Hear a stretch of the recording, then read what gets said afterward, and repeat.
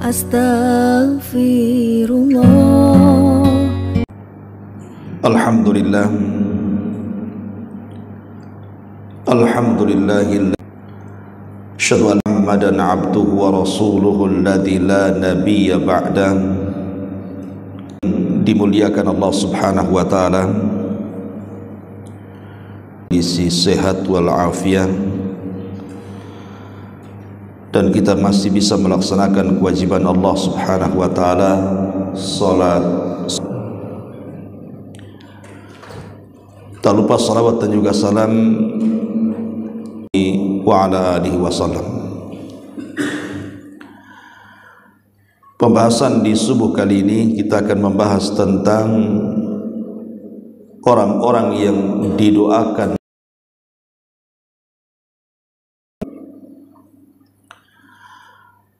Hadirin dan hadirat yang dimuliakan Allah Subhanahu wa taala, salah satu keimanan kita kepada Allah Subhanahu wa taala, bahkan dijadikan satu dari 6 rukun iman, adalah beriman kepada para malaikat. Dan keberadaan para malaikat itu bisa kita rasakan walaupun kita tidak bisa melihatnya.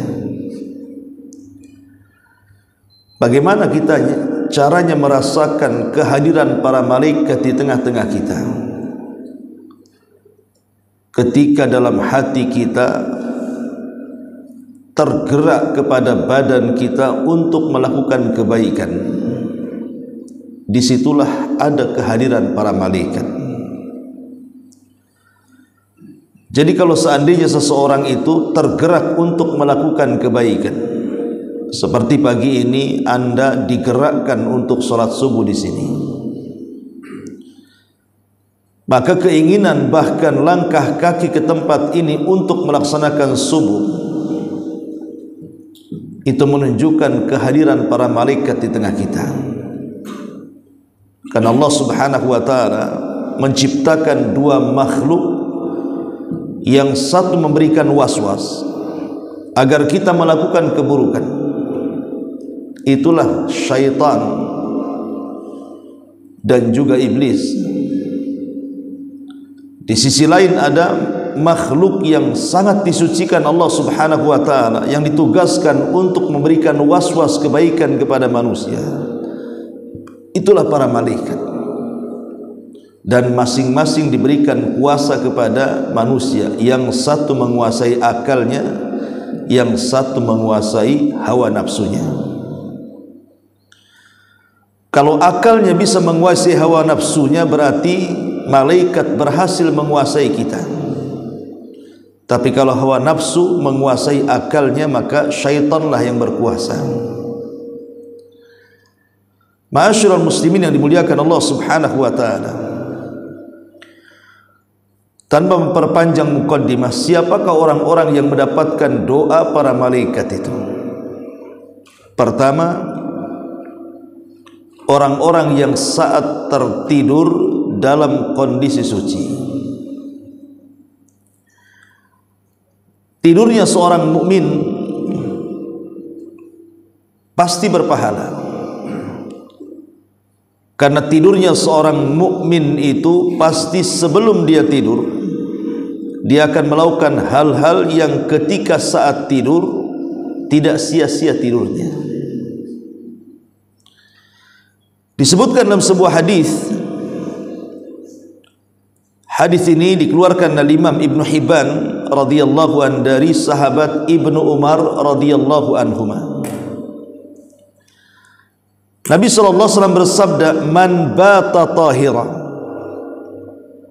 bata fi syi'arihi malakun, falam yastayqid illa qala al-malaku Allahumma ighfir li abdika fulan fa innahu bata tahira." Nabi mengatakan, barang siapa yang tidur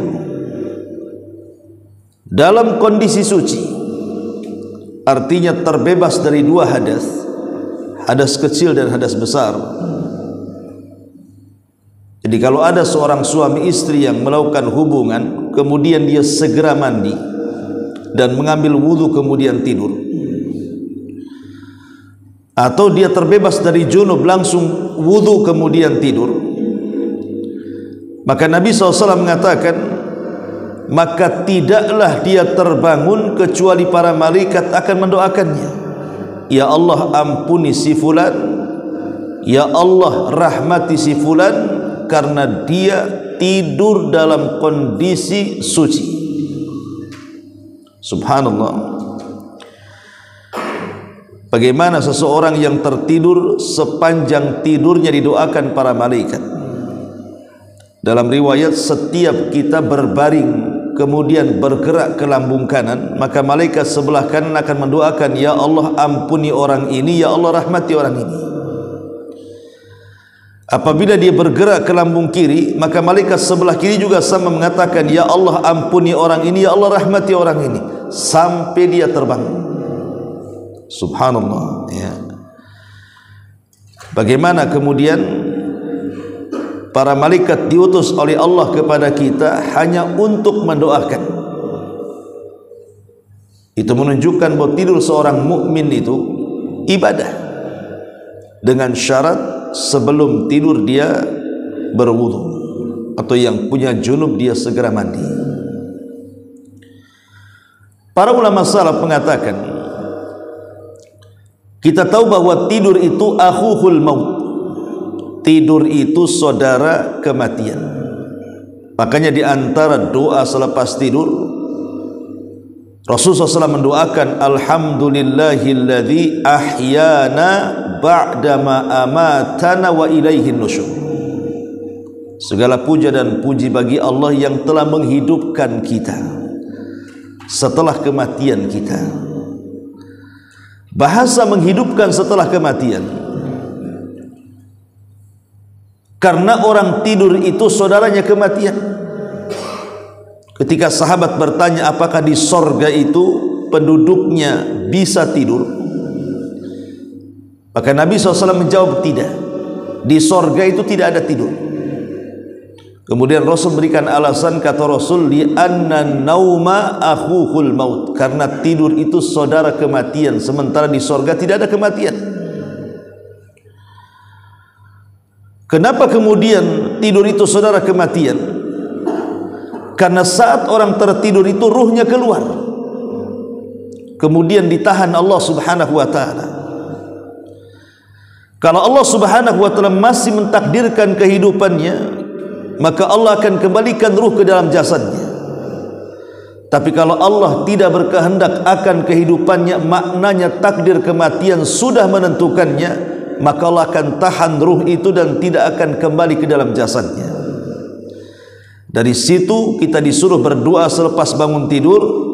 Salah satu doanya selain daripada yang tadi, Allahumma, ya Allah, alhamdulillah, segala puja dan puji bagi Allah Subhanahu wa ta'ala, alladzi afani fi jasadi, yang telah memberikan kesehatan ke dalam jasadku, wa radda alayya ruhi, dan mengembalikan ruh kepadaku, wa adzina li bidzikri, dan mengizinkan aku untuk mengingatnya. Di sini ada kalimat wa radda alayya ruhi.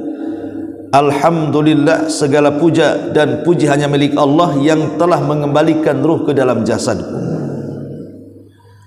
Jadi kalau seandainya Allah Subhanahu wa ta'ala takdirkan kita masih hidup, berarti ruhnya dibalikkan.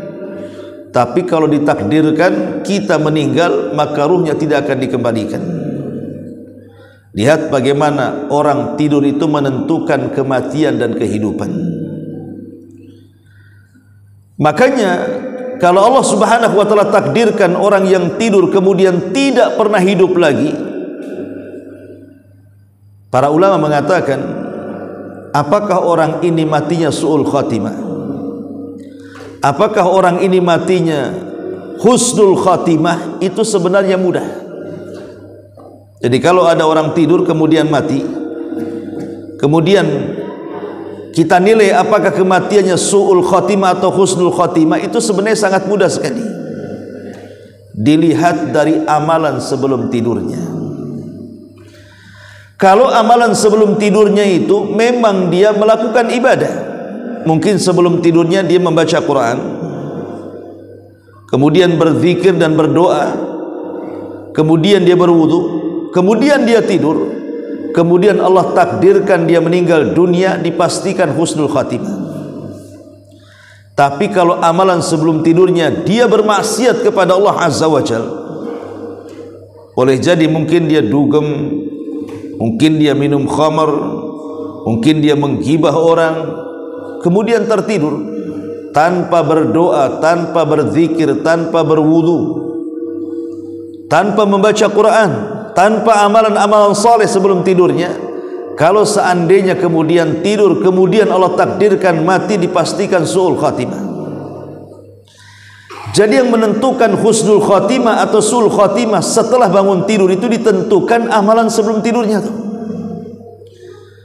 Kalau amalan sebelum tidurnya dia berdoa dan berzikir, kemudian berwudu, maka saat tidurnya saja didoakan malaikat. Malaikat akan mengatakan, ya Allah ampuni orang ini, ya Allah rahmati orang ini. Kalau seandainya Allah takdirkan dia meninggal, berarti dia meninggal di atas doa para malaikat. Makanya penting amalan sebelum tidur itu, karena menentukan baik dan buruknya seseorang yang sedang tidur. Ini yang pertama. Kemudian yang kedua, di antara doa para malaikat kepada kita adalah doa malaikat kepada orang-orang yang duduk menunggu salat. Nabi SAW mengatakan dalam sebuah hadis yang dikeluarkan Imam Muslim dari Abu Hurairah radhiyallahu an, Nabi SAW mengatakan, kata Nabi SAW, ma qa'ada ahadukum yang tadirus salatah, tidaklah seseorang di antara kalian menunggu salat malam yuhdith, dan dia berusaha untuk dalam keadaan suci, artinya berusaha untuk berwudu, illa kecuali kata Nabi SAW, tad'u lahul malaikah, maka para malaikat akan mendoakannya, Allahumma gfir lahu, Allahumma arhamhu, ya Allah ampuni orang ini, ya Allah rahmati orang ini. Tidaklah seorang di antara kalian duduk menunggu salat, kemudian dia menjaga hadasnya. Kalau dia kentut umpamanya, langsung segera berwudu, menjaga kesuciannya, kemudian duduk di masjid menunggu waktu salat. Maka selama menunggu itulah malaikat akan datang dan mengatakan, ya Allah ampuni orang ini, ya Allah rahmati orang ini. Subhanallah, ya. Seperti tadi umpamanya kan, kita datang subuh menunggu azan, atau dari azan menunggu qomat sampai tegaknya salat subuh, maka selama kita duduk menunggu salat itu, malaikat mendoakan kita. Al-Imam Ibnu Huzaimah rahimahullahu ta'ala dalam kitabnya, beliau membuat bab tentang bab keutamaan duduk di masjid dalam rangka menunggu salat. Di antaranya adalah keutamaannya orang yang duduk di masjid dalam rangka menunggu salat, maka dia dalam posisi sedang salat. Jadi orang yang solat kemudian menunggu solat berikutnya, maka dia dihukumi sedang solat. Dan para malaikat akan mendoakan dia dengan mengatakan, ya Allah ampuni orang ini, ya Allah rahmati orang ini. Maka beruntunglah orang-orang yang menjaga solat, karena para malaikat akan mendoakan orang-orang yang duduk dalam rangka menunggu waktu solat.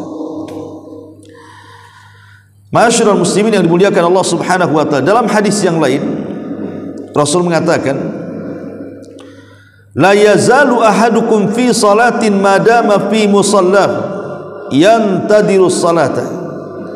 Senantiasa salah seorang di antara kalian mendapatkan pahala salat selama dia berada di masjid tempat ia salat untuk menunggu salat.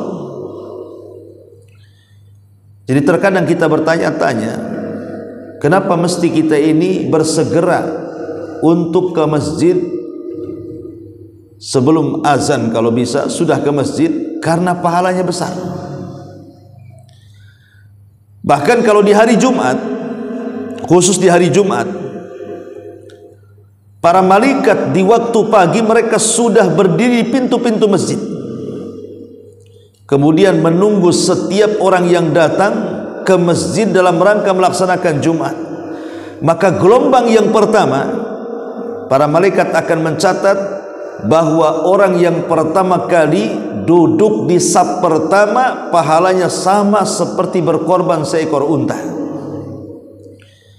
Kemudian datang gelombang yang kedua pada saf kedua, maka para malaikat akan mencatat pahalanya sama dengan orang yang berkurban seekor sapi. Kemudian masuk gelombang ketiga dan dia duduk di saf ketiga, maka pahalanya sama seperti orang yang berkorban seekor kambing. Kemudian datang lagi gelombang keempat, pahalanya sama dengan orang yang berkorban dengan seekor ayam. Dan yang terakhir telur ayam. Sampai di telur saja malaikat sudah masuk ke dalam masjid. Artinya kalau sudah mendapatkan saf ke-6, saf ke-7, saf ke-8 dan begitu seterusnya, dia sudah tidak mendapatkan catatan malaikat lagi. Dari sini para ulama mengatakan tentang bab disunnahkannya at-tabkir, bersegera datang ke masjid. Ma'asyiral muslimin wal muslimat rahimani wa rahimakumullah. Ini yang kedua. Kemudian yang ketiga, di antara orang-orang yang akan mendoakan atau mendapatkan doa para malaikat adalah orang-orang yang melaksanakan salat subuh dan salat asar. Di dalam Al-Qur'anul Karim Allah Subhanahu wa taala berfirman, "Hafidhu 'ala sholawati was salatil wusta wa qumu lillahi qanitin." Jaga oleh kalian salat 5 waktu, terutama salat wusta. Kenapa salat wusta dikeluarkan dari salat 5 waktu? Bukankah salat wusta itu bagian daripada salat 5 waktu? Kenapa kemudian dikeluarkan? Ketika disendirikan salat wusta dari salat yang 5 waktu, menunjukkan bahwa salat wusta itu ada keutamaan tersendiri, walaupun dia bagian daripada salat 5 waktu, di mana siapa yang menjaga salat wusta itu dijamin masuk surga. Para ulama tafsir mengatakan, apa yang dimaksud salat wusta dalam ayat itu? Jaga oleh kalian 5 waktu salat, terutama salat wusta. Sebagian para ulama mengatakan bahwa salat wusta itu salat subuh, dan sebagian ulama lain mengatakan salat wusta itu salat asar. Adapun yang mengatakan salat wusta itu salat subuh, karena memang salat subuh itu salat yang bersendirian, tidak bergandeng. Lain dengan duhur, bisa digandengkan dengan asar, maknanya bisa dijamak, takhir dan takdim. Atau maghrib bisa digandengkan dengan isya, bisa dijamak, takhir dan takdim. Subuh tidak bisa. Dia tidak bisa menarik duhur, dia tidak bisa menarik isya. Subuh itu sendirian. Lah karena dia sholat sendirian, tidak bisa ditakhir dan ditakdim dengan isya dan duhur, makanya disebut wusta. Ini satu pendapat. Pendapat yang kedua, bahwa sholat wusta itu sholat asar. Kenapa sholat asar? Karena ada nas yang mengatakan seperti itu. Jadi saat Nabi SAW berperang dalam Khandaq, Quran menyebutnya perang Ahzab, tapi dalam hadis menyebutnya perang Khandaq. Bahasa kitanya perang parit. Jadi saking sibuknya Rasul menjaga parit supaya musuh jangan masuk ke kota Madinah. Karena kan gambaran perang Ahzab ini, kita tahu Madinah itu tengah-tengah. kiri gunung, kanan gunung, belakang kebun kurma. Jadi memungkinkan musuh itu datang dari depan. Makanya dibuat parit di situ. Maka Nabi SAW untuk menjaga parit itu dari serangan musuh, terutama musuh yang berkuda dan memanah. Sementara musuh itu terus menyerang, ketika datang waktu asar, serangan itu tidak berhenti. Sampai akhirnya Nabi SAW masuk ke waktu maghrib, belum juga sholat asar. Ketika masuk waktu maghrib, barulah serangan itu baru berhenti. Maka Rasul pun melaksanakan sholat asar di waktu maghrib. Secara hukum fikih, melaksanakan sholat di luar waktu itu tidak sah. Tetapi dalam kondisi darurat kan tentu berbeda hukumnya. Dibolehkan seseorang sholat itu di luar waktu dalam kondisi darurat, seperti dalam kondisi perang di sini. Karena Rasul pernah melaksanakan sholat asar di waktu maghrib.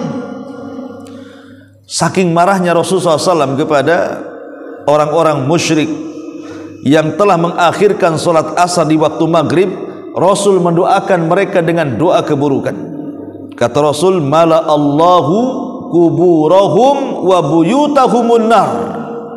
Semoga Allah penuhi rumah dan kuburan mereka dengan api, karena mereka telah mengakhirkan sholat wusta. Kalimat karena mereka sudah mengakhirkan sholat wusta, dari sini kata para ulama fikih mengatakan bahwa asar itu adalah sholat wusta, sholat yang menentukan sholat-sholat yang lainnya. Dari sini kita tahu ada dua keutamaan besar antara dua sholat. Pertama asar dan subuh, di mana dua sholat ini akan dicatat oleh dua para malaikat. Kita tahu bahwa malaikat yang mencatat kita berapa? Ada 4. Malaikat yang mencatat kita itu 4 malaikat. Pertama raqib, yang kedua atid. Itulah yang Allah katakan ma yalfidhu min qaulin illa ladaihi raqibun atid. Tidak ada ucapan manusia yang keluar kecuali akan dicatat 2 malaikat raqib dan atid. Adapun 2 malaikat yang lainnya disebut hafadhah, yang Allah mengatakan inna alaikum lahafidhin, sesungguhnya Allah kirim kepada kalian para penjaga-penjaga yang akan menjaga kalian, dan mereka adalah para malaikat pencatat kebaikan di waktu siang dan di waktu malam, selain raqib dan atid. Dan itu berdasarkan hadis Nabi SAW mengatakan yata'aqabuna fikumul malaika, malaikatul laili wa malaikatul nahar, wa yajtami'una fi salatil asri wa salati subhi. Kata Nabi SAW, Allah senantiasa memberikan tugas kepada para malaikat untuk mencatat kebaikan. Ada malaikat yang bertugas di siang hari, ada malaikat yang bertugas di malam hari, dan dua-duanya bertemu di 2 solat asar dan subuh. Apabila malaikat ini sudah mencatat kebaikan, maka mereka naik ke langit kemudian berjumpa dengan Allah, dan Allah katakan ma taraktum ibadi, sedang apa kau tinggalkan hamba-hambaku? Maka malaikat ini mengatakan atainahum wa hum yusallun wa taraknahum wa hum yusallun. Kami datang mereka sedang solat, kami tinggalkan juga mereka sedang solat. Artinya kami datang sebagian mereka sedang solat subuh, kami datang sebagian mereka sedang solat asar. Dari sini kata ulama mengatakan solat yang dicatat 2 kebaikan itu adalah asar dan subuh.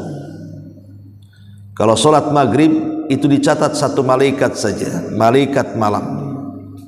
Isya juga sama, dicatat 1 malaikat, malaikat malam saja.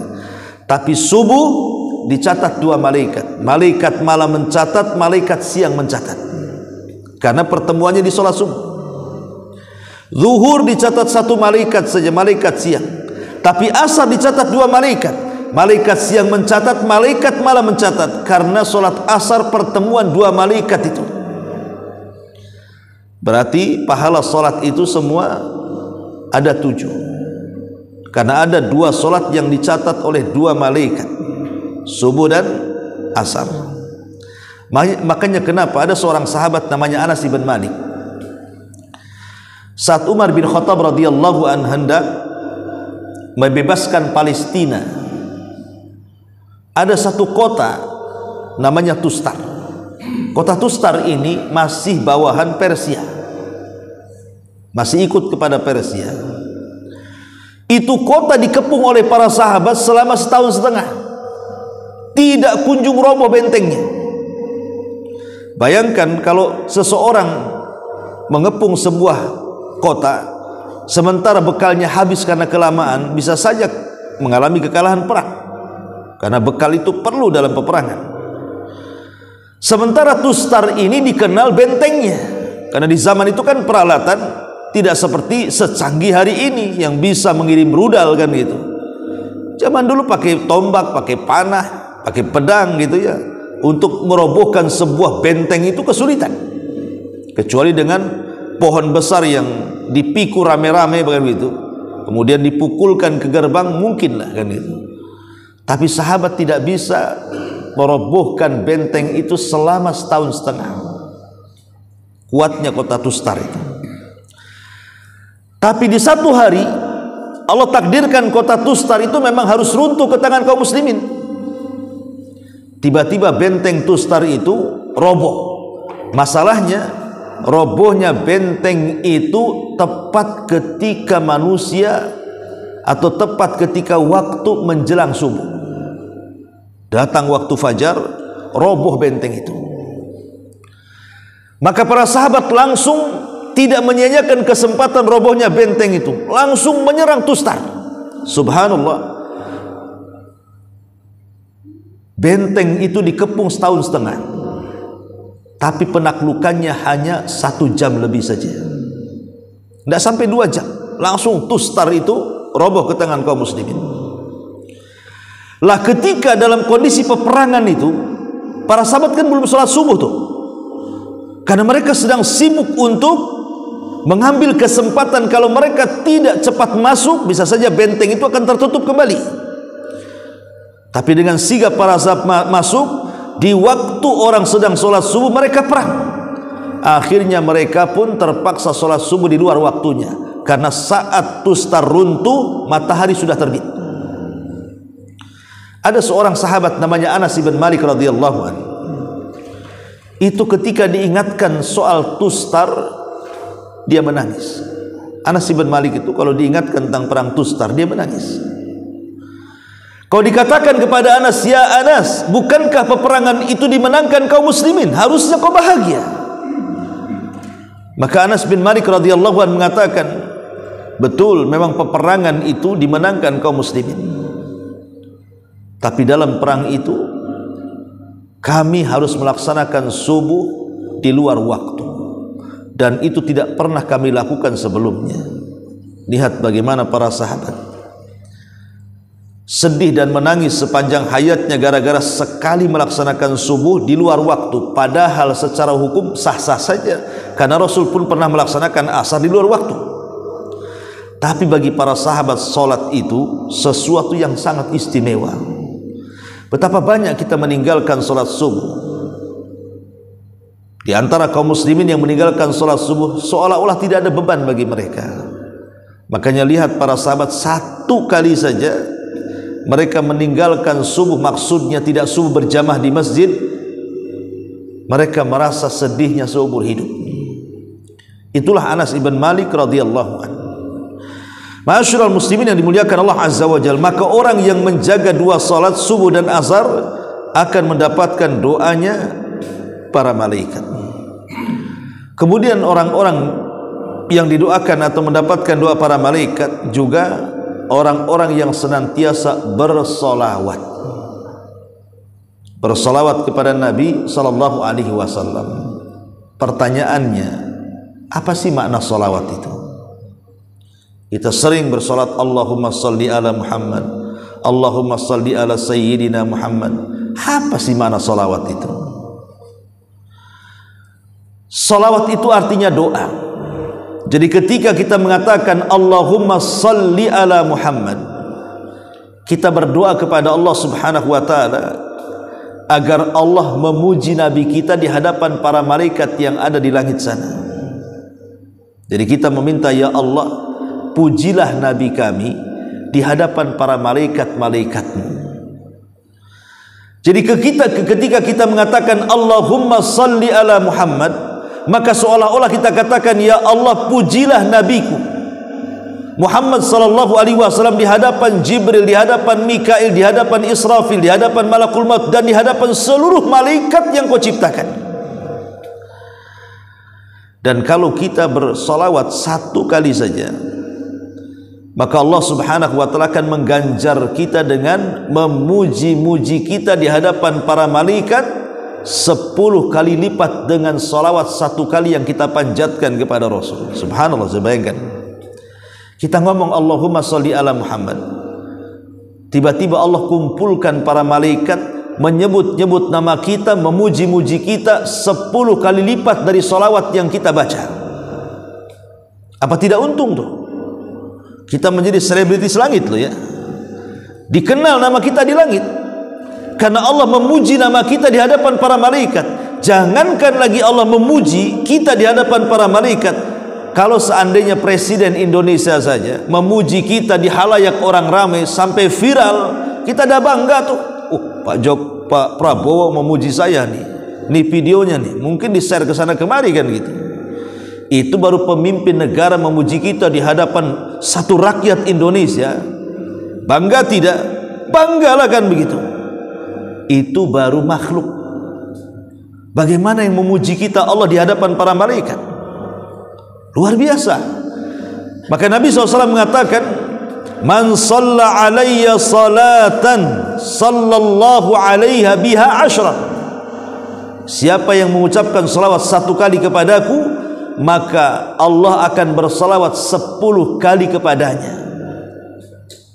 Artinya siapa yang mendoakan, ya Allah, pujilah nabiku di hadapan makhlukmu yang di atas sana, maka Allah akan memuji kita di hadapan makhluknya yang di atas sana 10 kali lipat dari salawat kita kepada Nabi SAW satu kali. Dalam hadis Rasul mengatakan,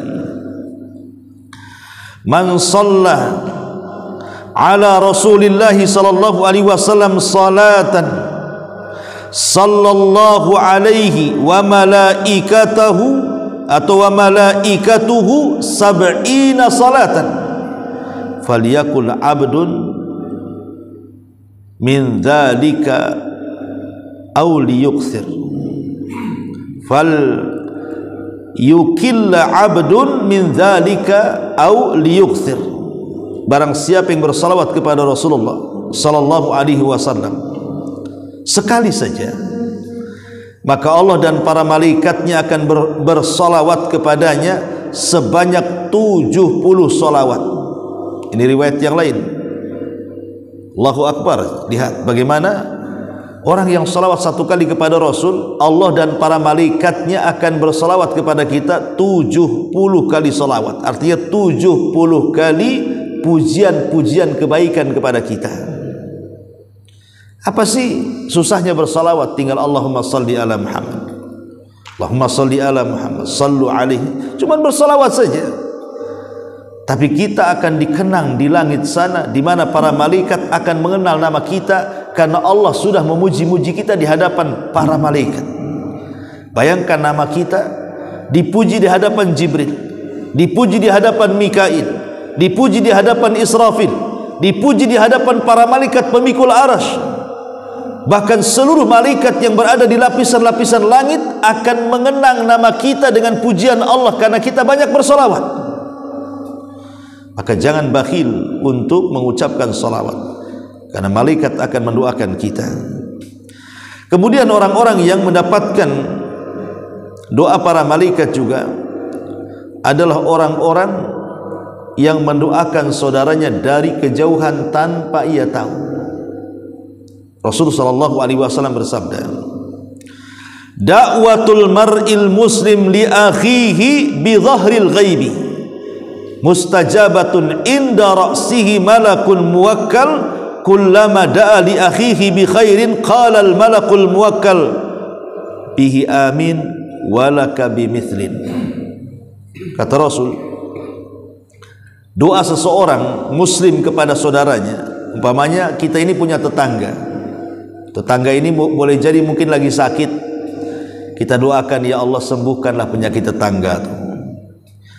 Atau mungkin tetangga kita itu lagi kesusahan ekonomi, kita katakan, ya Allah saya punya tetangga, masya Allah orangnya soleh, ya Allah bantulah ekonomi dia. Atau mungkin kita punya tetangga dia disusahkan dengan anak-anak yang nakal, mungkin anak-anaknya kena pergaulan bebas, kena narkoba, kena khamar dan begitu seterusnya. Kita ikut prihatin dan mengatakan, ya Allah bantulah tetangga saya ini, mudah-mudahan anaknya menjadi anak yang soleh dan soleha.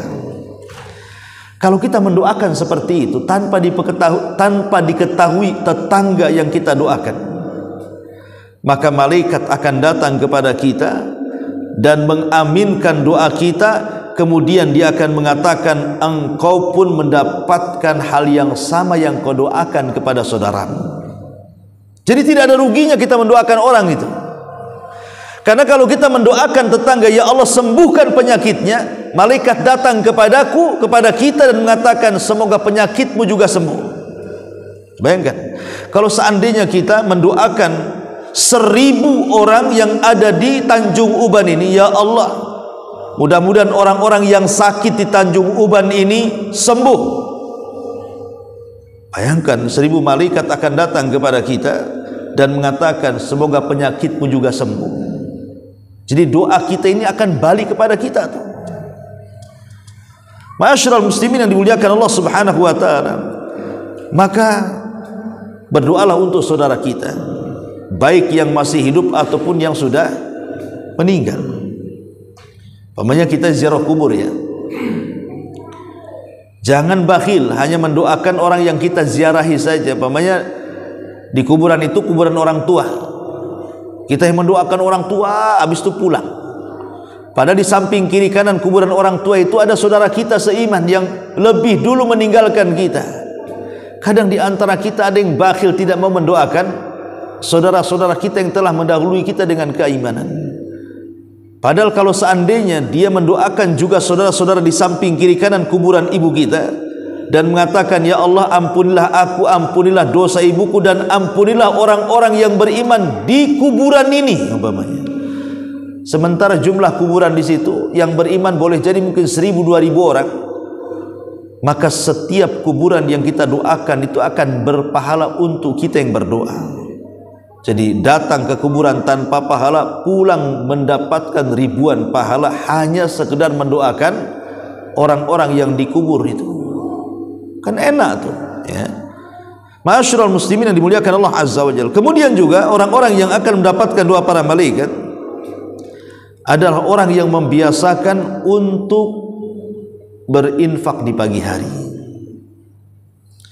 Nabi SAW mengatakan, ma min yaumin yusbihul ibadu fihi illa malakani yanzilan fayaqulu ahaduhuma Allahumma a'ti mumfikan khalafa wa yaqulul akhar Allahumma a'ti mumsikan talafa. Tidak ada satupun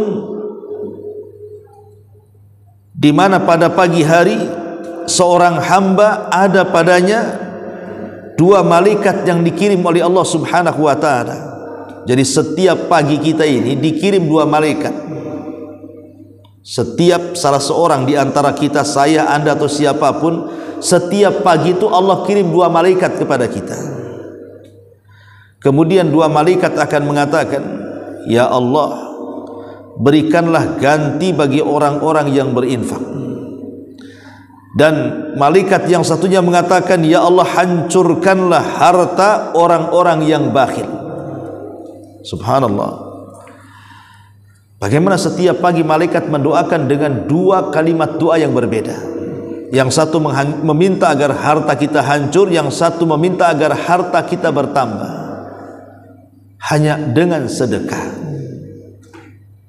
Sedekah itu kan tidak mesti harus besar kan itu. Bisa saja mungkin setiap pagi 2000, 5000 datang ke masjid, kan ada kotak infak tuh. Setiap subuh itu masukkanlah di situ infak kita, dan kita mendoakan doa para malaikat di mana harta kita dalam satu hari itu tidak akan dibinasakan, justru akan ditambah sebagai bentuk syukurnya kita kepada Allah Azza wa Jalla. Kita bisa infak. Itu kan amalan-amalan ringan sebenarnya, tapi pahalanya besar. Didoakan para malaikat. Karena kita tidak tahu satu hari ini kita hidup dari pagi sampai sore itu, apakah kita mengalami kebangkrutan ataukah kita akan mengalami keuntungan? Kita tidak tahu. Dan rahasia hidup manusia itu ada di pagi hari. Di pagi hari itu maksudnya di waktu subuh sampai terbit matahari. Itu rahasia rizki kita di situ dari pagi sampai sore. Makanya Nabi SAW berdoa, Allahumma barik li ummati fi bukuriha. Ya Allah, berkahi umatku di waktu paginya. Makanya orang yang tidak tidur selepas subuh sampai terbit matahari, dia meminta kepada Allah agar diberikan rizkinya, maka satu hari itu akan diberkahi. Tapi orang yang membiasakan tidur selepas subuh sampai terbit matahari, kata Imam Ibnul Qayyim, maka kehidupannya tidak akan diberkahi. Maka beruntunglah orang-orang yang bisa bangun di waktu subuh dan tidak tidur, kemudian berzikir, apalagi sampai waktu syuruk, kemudian melaksanakan 2 rakaat syuruk, maka pahalanya sama dengan haji dan umrah secara sempurna. Ma'asyiral muslimin yang dimuliakan Allah Subhanahu wa taala. Kemudian juga orang-orang yang didoakan para malaikat adalah orang yang menjenguk orang sakit. Ikhwatu fillah muliakan Allah Subhanahu wa taala. Terkadang orang sakit itu menjadi sembuh, itu bukan karena obat saja. Itu kan sebab. Yang menyembuhkan semua Allah, iya betul. Tapi kan ada sebab. Ya. Terkadang bukan hanya sekedar sebab obat saja kesembuhan penyakit itu, tapi terkadang kehadiran kita saat menjenguk orang sakit itu. Karena banyak orang yang sakit itu sakitnya tidak seberapa, tapi ada yang lebih sakit lagi daripada sakitnya ketika teman-temannya hanya ingat dia di waktu sehat, tapi tidak ingat di waktu dia sakit. Makanya kalau seandainya kita punya perkumpulan yang biasa kita kumpul ke sana kemari, tiba-tiba ada saudara kita sakit, kemudian kita biarkan tidak dijenguk, apa perasaannya coba? Perasaannya sakit. Boleh jadi ketidakhadiran kita untuk menjenguknya itu lebih sakit dibandingkan sakitnya. Makanya orang sakit itu perlu dorongan supaya jangan putus asa. Betapa banyak orang-orang yang sakit itu putus asa karena merasa ditinggalkan kawan-kawannya.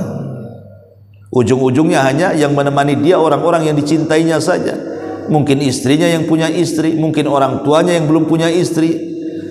Kadang-kadang sakitnya lebih parah dibandingkan penyakitnya. Makanya pentingnya kita datang menjenguk orang sakit di situ, supaya menumbuhkan perasaan optimis bahwa dia tidak sedang ditinggalkan.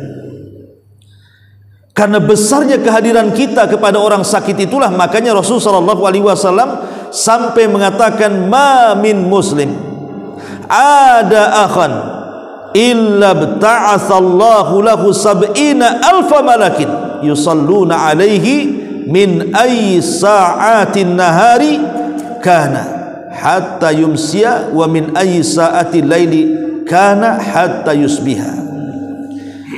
Tidaklah seorang mukmin menjenguk saudaranya melainkan Allah akan mengutus 70.000 malaikat. Subhanallah, 70 malaikat, 70.000, bukan satu malaikat, 70.000 malaikat. Untuk apa coba? Untuk bersalawat kepada orang yang berkunjung kepada orang sakit itu di waktu siang kapan saja hingga sore hari, atau di waktu malam kapan saja hingga subuh. Jadi kalau kita berangkat pagi, 70.000 malaikat akan datang dan mendoakan ampunan akan dosa kita sampai sore. Kalau kita datang sore, maka malaikat sebanyak 70.000 akan datang mendoakan ampunan kepada kita sampai pagi. Coba bayangkan, Ustaz, kawan-kawan saya tidak ada yang sakit. Kata siapa kawan-kawan kita tidak banyak sakit? Di rumah sakit banyak orang sakit. Kalau tidak punya teman tetangga yang sakit, cari ke rumah sakit sana. Pasti banyak orang sakit di rumah sakit itu. Kan banyak saudara-saudara kita di sana kan. Yang penting kan saudara seiman, saudara seislam, mereka juga saudara kita kan. Hanya semata-mata menjenguk orang sakit saja, subhanallah kan, 70.000 malaikat loh mendoakan kita dalam satu hari itu. Maksudnya doa agar kita diampuni dosanya. Dan kalau seandainya setelah menjenguk orang sakit Allah takdirkan kita pula yang sakit kemudian meninggal, maka dipastikan husnul khatimah. Kenapa? Karena 70.000 malaikat mendoakan dia ya. Ma'asyiral muslimin wal muslimat rahimani wa rahimakumullah. Kemudian atau sedikit tambahan, orang sakit itu yang dihajatkan doa kita. Dan kalau bisa bawalah obat-obatan yang bisa mengobati orang sakit. Seperti mungkin kalau kita bukan dokter, kita orang biasa tidak paham kesehatan, bawalah obat-obat secara umum, entah bawa madu, entah bawa habbatus sauda kan gitu, entah bawa minyak zaitun, pokoknya obat-obatan yang secara nas itu obat, bawa. Boleh jadi itu bisa meringankan penyakitnya. Kemudian di sini para malaikat juga akan mendoakan orang-orang yang berkata baik di sekitar orang-orang yang sedang sakaratul maut. Jadi kalau kita mengunjungi orang sakit nih, qadar Allah pula yang sakit ini parah mendekati kematiannya, maka saat itu jangan mengucapkan kalimat kecuali kebaikan. Jangan mengungkit-ungkit keburukan dia semasa dia masih bersama kita, berkumpul dengan kita, ngopi dengan kita, jalan dengan kita. Jangan disangkut pautkan. Kalau dia nampak sudah parah, apalagi koma, di saat itu kita tidak boleh mengucapkan kalimat kecuali yang baik. Karena saat itu malaikat sedang mengaminkan kita. Kata Rasul, "Idza hadartumul maridha awil mayyita faqulu khairan fa innal malaikata yu'minuna ala ma taqulun." Jika kalian menghadiri atau menjenguk orang yang sedang sakit parah ataupun sudah menjadi jenazah mayat, maka ucapkanlah kebaikan di dua tempat itu, baik sebelum dia meninggal atau setelah dia meninggal, maka jangan mengucapkan kecuali kebaikan. Karena saat itu para malaikat sedang mengaminkan apapun yang kalian ucapkan ya. Jadi kalau kita menjenguk orang sakit, jangan cerita keburukan, cerita kebaikan saja.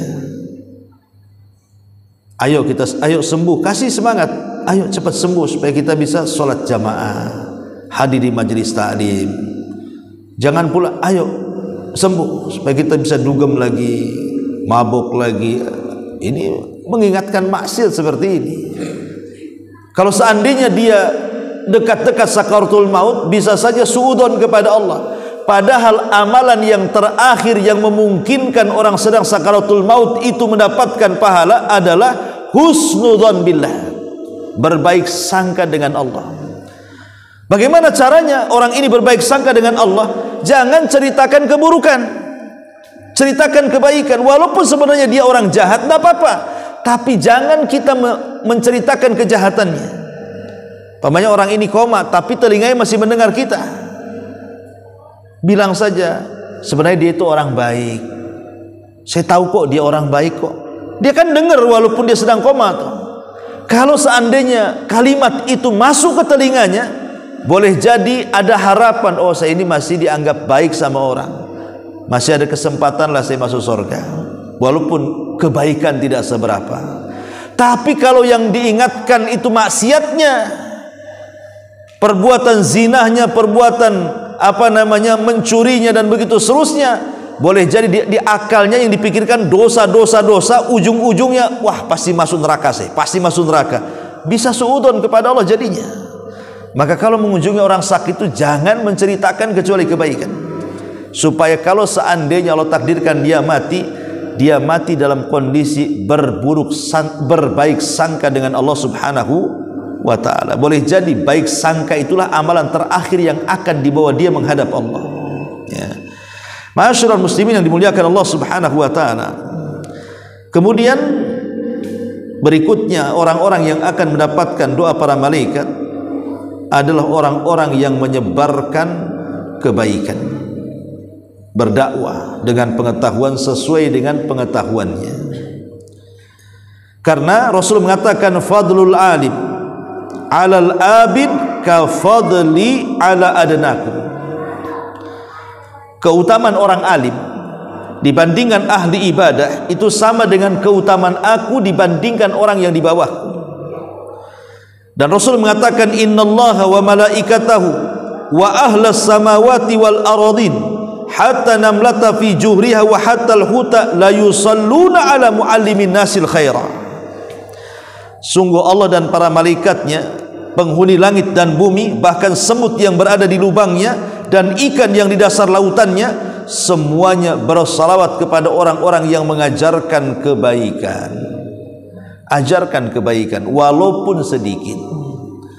Ajak anak-anak kita untuk latihan ke masjid, istri kita untuk sholat, keluarga kita untuk taat. Pokoknya ajaklah kebaikan manusia itu. Tentu dengan ilmu, sesuai dengan kadar ilmu yang kita punya. Karena Rasul yang mengatakan kan balighu anni walau ayat, sampaikan dariku walaupun satu ayat. Artinya walaupun satu ayat mengajak manusia itu sudah cukup. Malaikat akan mendoakan kita. Dan ingat, perlunya kita ini hadir di majelis ilmu. Jadi kalau seandainya kita dapat ilmu dari sini atau dari majelis manapun, langsung kita sampaikan kepada orang lain, maka Allah dan para malaikat, seluruh penduduk langit dan bumi, sampai kepada semut dan ikan-ikan, semuanya akan mendoakan kita dengan ampunan. Subhanallah, ya. Hanya mengajak manusia kepada kebaikan. Karena waktu juga sedikit tambahan. Kenapa ilmu itu penting dan harus setiap hari kalau bisa kita ini mencari ilmu? Karena Rasul mengatakan bahwa orang-orang yang berilmu itu jauh lebih mulia dibandingkan ahli ibadah. Ahli ibadah itu walaupun dia rajin sholat, rajin zikir, rajin sedekah, rajin melaksanakan ketaatan, itu manfaatnya untuk diri sendiri saja. Orang sholat kan manfaatnya untuk kita saja. Saya puasa ya untuk saya, orang lain tidak dapat manfaat.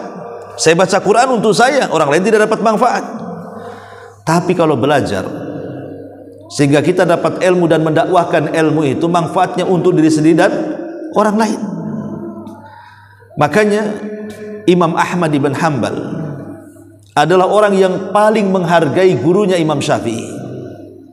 Selama 40 tahun Imam Ahmad mendoakan kebaikan dalam solatnya akan Imam Syafi'i. 40 tahun mendoakan gurunya dalam sujud. Sampai anak-anaknya Imam Ahmad itu yang tidak pernah melihat muka Imam Syafi'i merasa betapa agungnya Imam Syafi'i di hadapan ayahnya.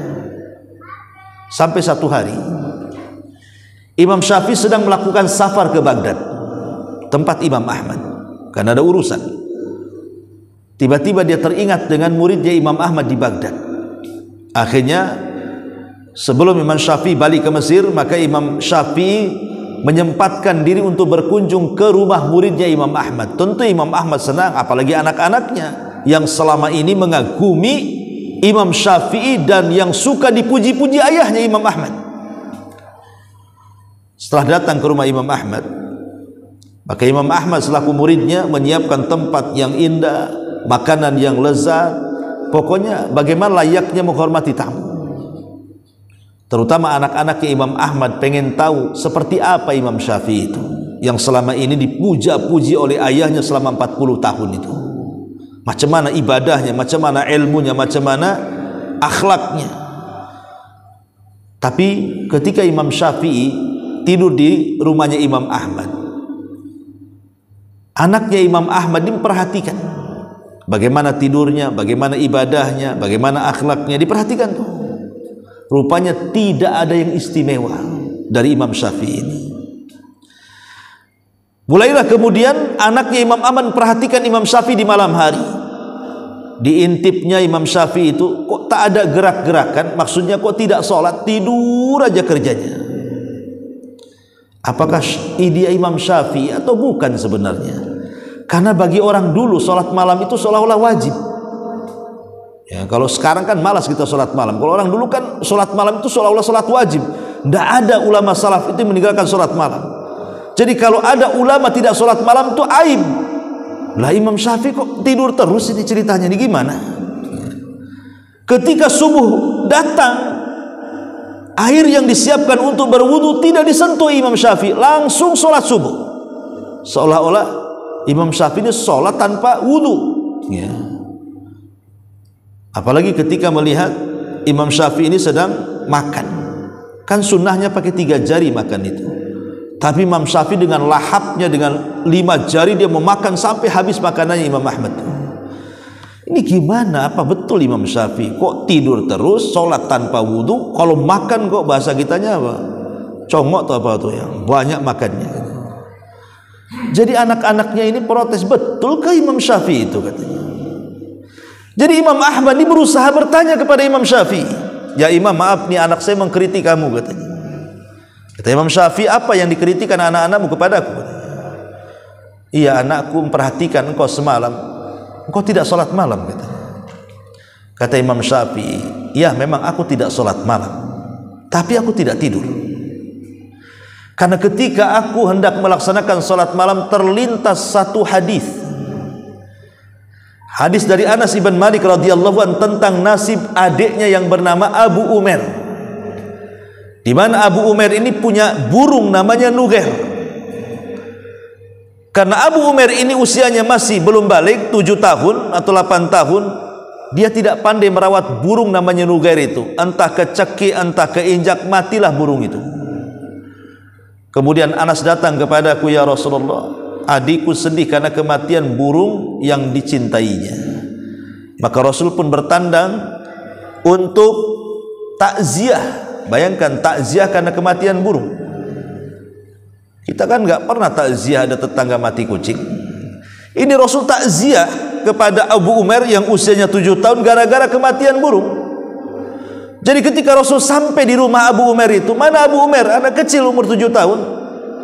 Dia melihat Abu Umair sedang menangis. Kata Rasul, ya Aba Umair, ma fa'alan Nugair. Wahai Aba Umair, apa yang dilakukan burung musi Nugair itu?